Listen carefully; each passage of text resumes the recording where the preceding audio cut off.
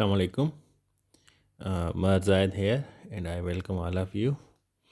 अच्छा जीअं त अॼु पंहिंजो टॉपिक आहे एसिड रेन. ठीकु आहे, हे पंहिंजा टे टॉपिक आहिनि: acid rain, global warming, climate change. त हिनखे पाण तरतीबवार कंदासीं.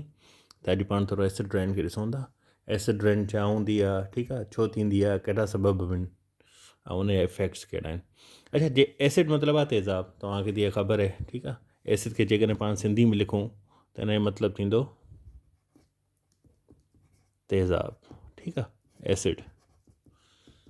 हाणे जेकी तेज़ाबी बारिश आहे इहा छो थी थिए, इन जो छा कारण आहे, इन जा नुक़सानात कहिड़ा थींदा.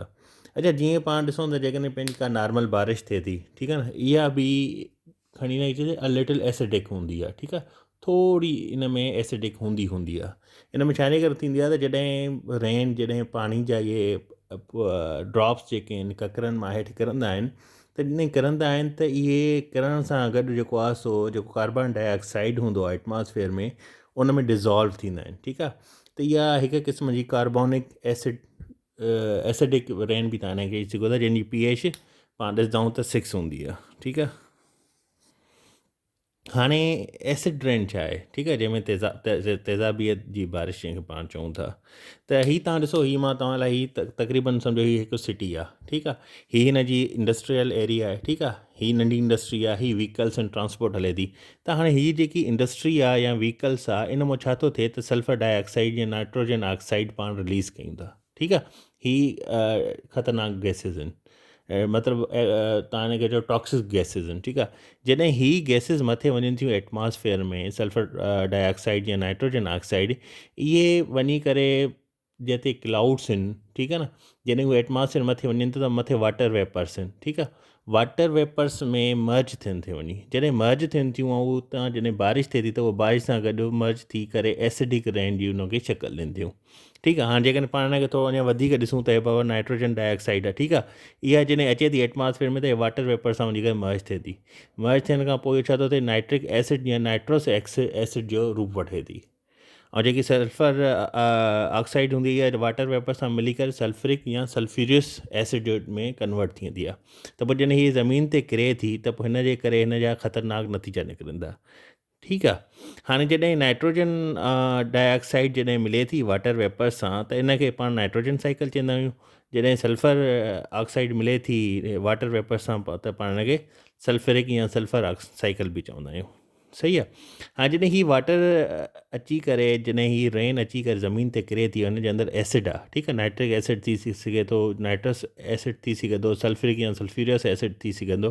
त हीअ प्लांट्स ते, इंसाननि ते, या जेके ऑर्गेनिज़म आहिनि, या जेके एनिमल्स आहिनि, या जेके इक्वेटिक ऑर्गेनिज़म आहिनि, या जेके पंहिंजी डंडूं आहिनि, रिवर्स आहिनि, समुंड आहिनि, या इवन जेके पंहिंजी बिल्डिंग्स आहिनि, ठीकु आहे, उनखे नुक़सानु ॾिए थो. ऐं उनखे नुक़सानु कीअं ॾिए थो, ॾिसूं पंहिंजे इफेक्ट आहिनि, डैमेज लाइफ करे थो. ठीकु आहे, त जेकी बि लाइफ आहे हिते, जेकी लैंड ते लाइफ आहे, जंहिंमें तव्हांजा इन लाइफ में तव्हांजा माइक्रो ऑर्गेनिज़म्स अची था वञनि. ठीकु आहे, या एक्वेटिक ऑर्गेनिज़म अची था वञनि, त उनखे अची करे इहो किल थो करे. ठीकु आहे, उन खां पोइ सॉइल वॉशिस. हाणे सॉइल वॉशिस पाण छाखे चवंदा आहियूं त पंहिंजे सॉइल में जेको आहे सो आयन्स आहिनि, सोडियम आहिनि, पोटाशियम आहिनि, जेके प्लांट जी रूट खे मज़बूत कंदियूं आहिनि, या जेके ऑर्गेनिज़म आहिनि ॿिया जेके लैंड में आहिनि, उहे उनखे खाईंदा आहिनि, उन मां ग्रोथ वठंदा आहिनि. त उनखे अची करे ही जॾहिं वञे थी एसिडिक रेन वञे थी ज़मीन में, त उन सां मर्ज थी उनखे आयन्स खे, सोडियम खे, या पोटेशियम या डिफरेंट क़िस्म जा जेके ॿिया आयन्स आहिनि उनखे ख़तमु करे थी. ठीकु आहे, जंहिंखे पाण सॉइल वॉशिंग या सॉइल वॉशिस बि चवंदा आहियूं. हीअ बि MCQ ॾींदो आहे त सॉइल वॉशिंग छाखे चइबो आहे. ठीकु आहे, हीअ किल करे थी डीकम्पोज़र खे. हाणे डीकम्पोज़र छा आहे?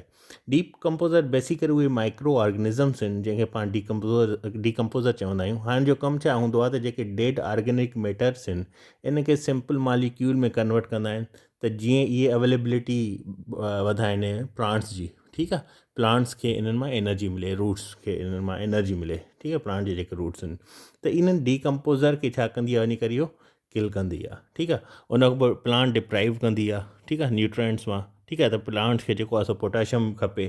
ठीकु आहे, उहा पोटाशियम सल्फेट जेकी प्लांट्स खे खपे, उनखे वञी करे हीअ किल कंदी आहे, जंहिंजे करे प्लांट्स खे न्यूट्रंट न मिलंदा आहिनि ऐं इन खे पाण प्लांट डिप्राइव चवंदा आहियूं। ठीकु आहे, सॉइल जा जेके न्यूट्रंट्स हूंदा आहिनि, जेके नेचुरल न्यूट्रंट्स आहिनि, जंहिंखे पोटाशियम सल्फेट पाण खणी चऊं, ठीकु आहे, छो त सल्फर खपे न प्लांट्स खे वधण लाइ, उनखे वञी करे इहो ख़तमु कंदो आहे, जंहिंजे करे पाण चवंदा आहियूं त प्लांट डिप्राइव जो बि जेको आहे हिकिड़ो रीज़न एसिडिक रहण।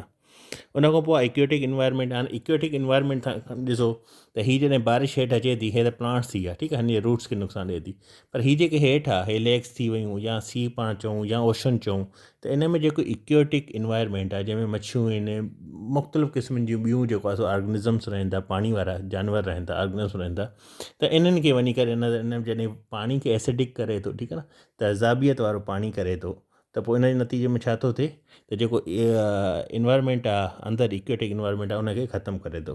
सही आहे।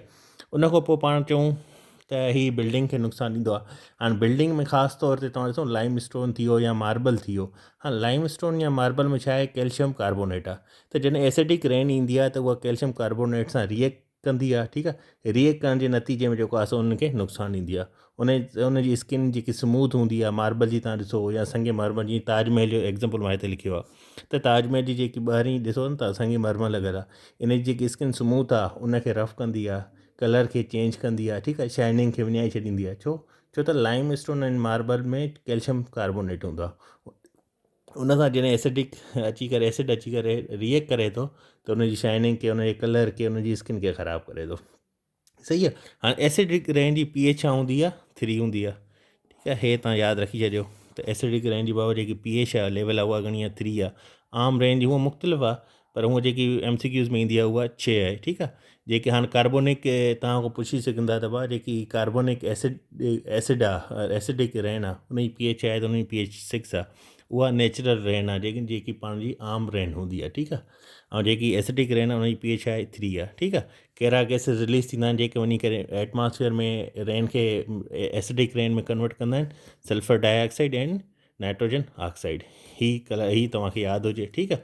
इहे किथां रिलीज़ थींदा आहिनि, इंडस्ट्री मां थींदा आहिनि। हे छा आहिनि बेसिकली, जॾहिं पाण फॉसल फ्यूल्स खे, हाणे फॉसल फ्यूल्स मां तव्हांखे पोयां बि ॿुधाए चुकुमि, जेके पाण ज़मीन मां वठंदा आहियूं, जंहिंमें कोल थी वियो, पेट्रोल थी वियो, डीज़ल थी वई, ठीकु आहे, गैसिस थी वियूं, उन्हनि मां जॾहिं पाण एनर्जी वठूं था, उन मां जेके ॿियूं गैसिस रिलीज़ थियनि थियूं, जंहिंमें स्पेशली सल्फर डाइऑक्साइड ऐं नाइट्रोजन ऑक्साइड आहिनि, ठीकु आहे, इहे वञी करे एसिड में एटमॉस्फेयर वञी करे वाटर वेपर सां मर्ज थियनि थियूं, जंहिंजे नतीजे में इहे रिएक्ट करे नाइट्रिक एसिड, नाइट्रोस एसिड या सल्फरिक या सल्फरस एसिड जी शक्ल वठनि थियूं, जेके हिकु तेज़ाब जी शक्ल आहे, ठीकु आहे। उहे जॾहिं अची करे ज़मीन ते किरनि थियूं त प्लांट्स खे, इंसाननि खे, बिल्डिंग खे, इक्वेटिक खे, ओशन खे, रिवर्स खे, छो त पाणी खे उहे एसिडिक कंदियूं, तेज़ाबियत वारो कंदियूं, पीअण जे लाइक़ु नथो रहे, उन सभिनी खे ख़राबु कंदियूं।